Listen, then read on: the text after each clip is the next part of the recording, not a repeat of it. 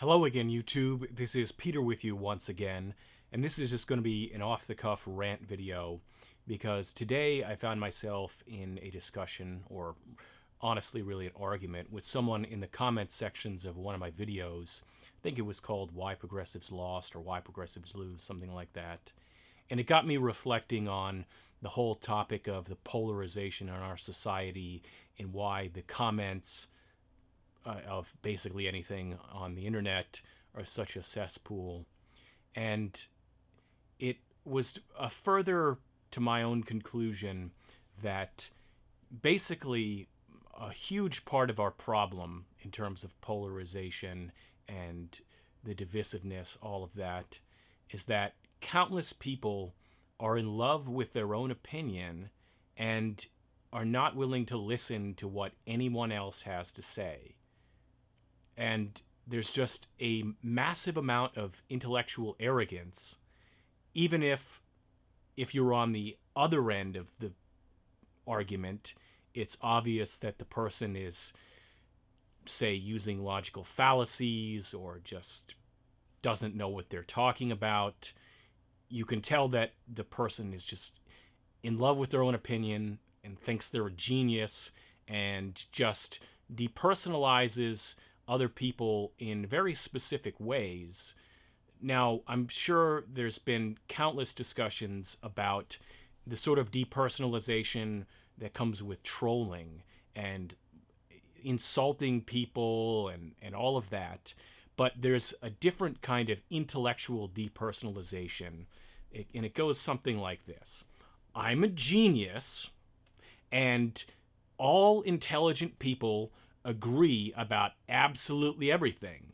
This person here, they disagree with me. Therefore, they're a fucking idiot.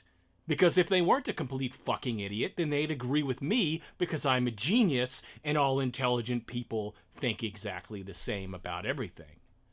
That seems to be the train of thought that countless people have. Any disagreement is proof that the other person, that the person that they're disagreeing with, is just completely intellectually deficient. And not only that, but they will refuse to give the person that they're arguing with the benefit of the doubt. They will assume that the person completely lacks common sense and common knowledge.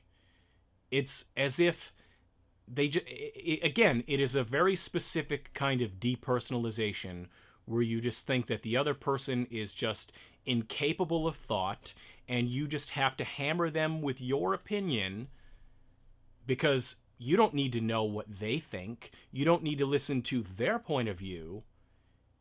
You're going to tell them what to believe and what to think because you're so fucking smart and you know everything. I can't tell you how many times I've run across this mentality.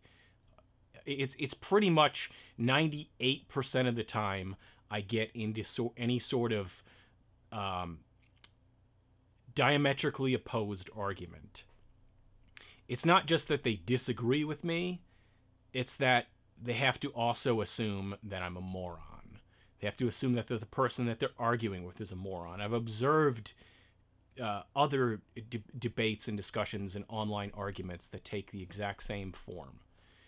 They can't understand that, hey, maybe this person has a equally complex worldview that they have also thought through, and then you might actually have to listen to them to understand their point of view.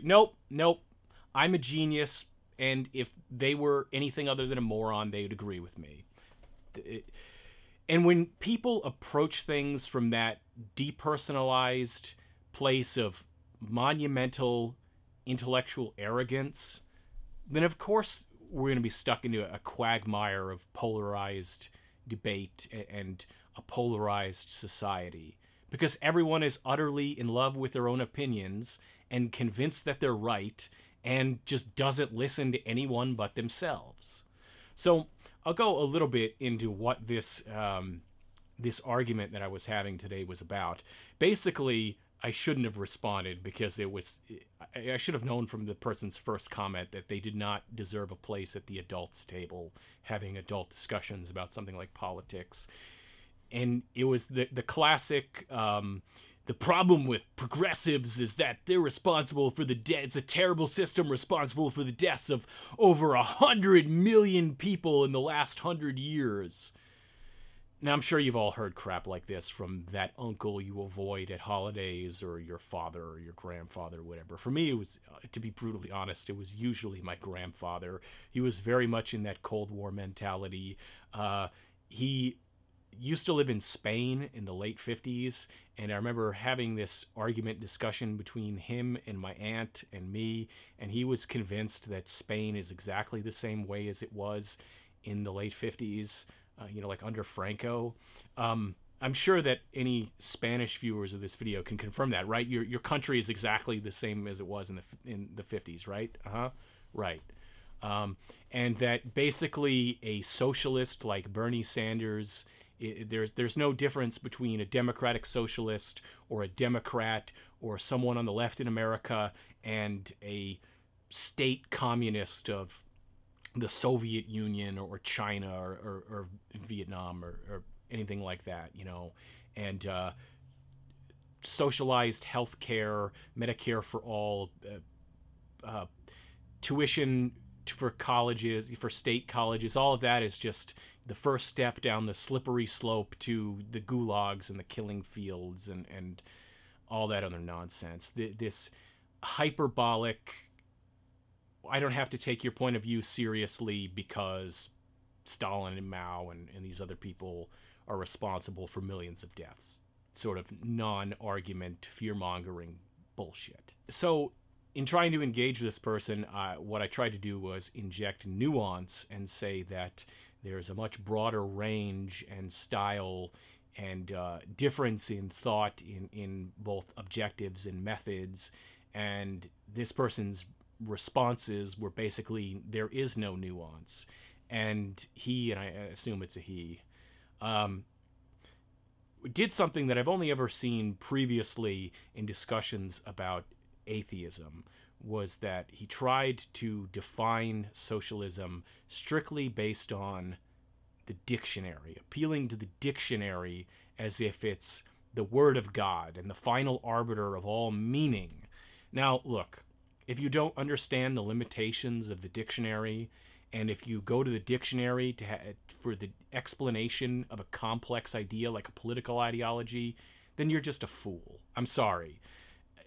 But again, I'm sure this person in their own mind is a genius, or at least utterly brilliant, and couldn't possibly fall into a trap of something as simple as a logical fallacy or just a completely foolish idea about the nature of dictionaries and what they can and cannot tell us about the world. No, not this internet genius. Everyone on the internet is a genius. That is a well-established fact, unless they're a complete moron, which is anyone who disagrees with one of the complete geniuses that are on the internet, right? So this person who is basically trying to argue that, the difference between, say, Bernie Sanders and Stalin is a matter of self-delusion on Bernie Sanders' part about how much violence it would take to achieve his objectives, and refusing to acknowledge the existence of socialist capitalist hybrids, which is basically every Western democracy in the world, including the United States. By refusing any nuance and narrowing the definition, it's the tactic, and again, it's the same tactic when it was, I'm going to define atheism by its textbook dictionary definition, and you have to argue based on how I define it rather than trying to engage with what you believe. The objective is, I don't have to listen to your point of view. I don't have to acknowledge any nuance. I'm going to tell you what you think and what you believe, and you can try and argue your way out of it, but I already know what you think, and I already know what you believe, and I already know what's wrong with that, so I just basically don't have to listen to you at all. And again, it's although the content was about politics, I saw the same sorts of strategies with arguing about religion.